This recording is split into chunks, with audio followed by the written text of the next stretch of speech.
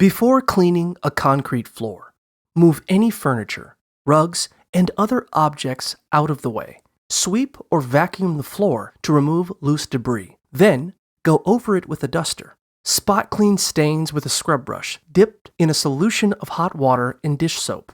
You can also tackle tougher stains with cleaners like bleach, hydrogen peroxide, or ammonia, as long as your floor is plain concrete. For painted or finished floors, avoid these harsh cleaners. Rinse the area with clean water when you're done. For a deep clean, mop the whole floor with warm water and mild soap, or a pH-neutral stone floor cleaner. For outdoor concrete or unfinished garage floors, blast the floor with a power washer, then scrub it with a solution of water and concrete cleaner, such as trisodium phosphate.